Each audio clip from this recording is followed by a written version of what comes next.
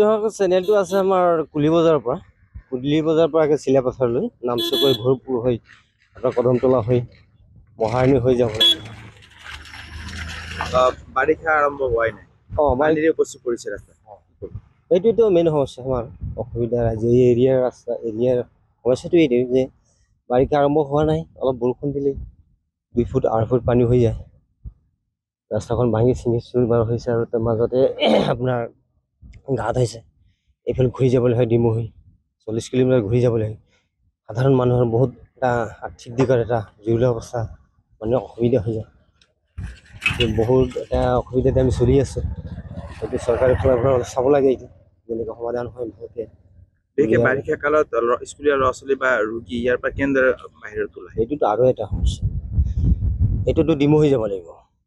পানী হ'লেতো ইফালে যাবই নোৱাৰে। কিমান কিলোমিটাৰ ঘূৰিব লাগিব? কমতো 45 কিলোমিটাৰ যাব লাগিব, ঘূৰি যাব লাগিব। এনেধৰণৰ সমস্যাত ভুগি আছোঁ আমি।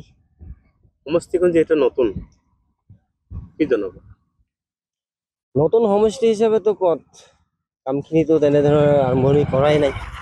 এইটো পিছলৈ চৰকাৰে কি কৰিব, এইটো আমি আশাবাদী যাতে নতুন সমষ্টি নতুন প্ৰতিনিধিসকলে আমাৰ এই ৰাজ্যৰ দুখ দুৰ্গতিবিলাক চায়, এইখিনি আমি আহ্বান জনাম। আৰু এতিয়া আমাৰ এইটো গাঁৱত ওচৰত এটা গাঁও আছে, তাত মানে চেণ্টাৰ এটা আছে। এইটো মানে ৰাস্তা পদূলি কি ক'ম আৰু, আপুনিতো নিজে চাইছে কেনেকুৱা পদূলি ৰাস্তা ঘাট।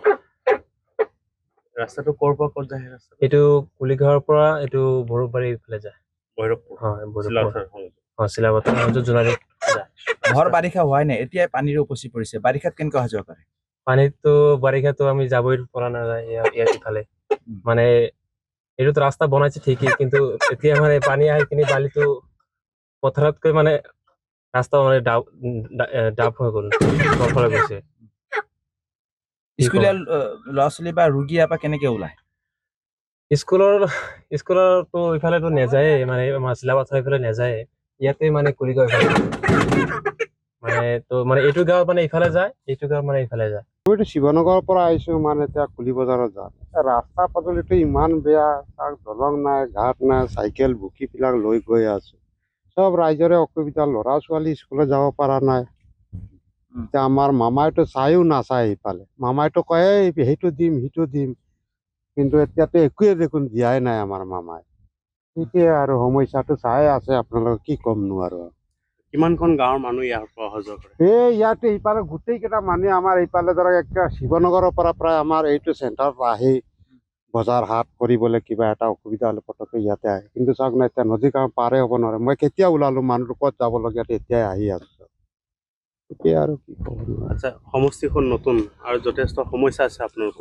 আমাৰ সমস্যা ৰাস্তা পদূলি, নদীয়েতো যি দিগদাৰ কৰি আছে, অকল ইয়াত নেকি? আমাৰ মেইনটো আমাৰ ৰাস্তাটো হ'ল এইটোৱেই মেইনে হয়, কিন্তু আমিতো সেইটো জেগাৰ মানে এইটো এৰিয়াৰ বাৰু নহয়, হ'লেও আমাৰ গাঁৱে হয়।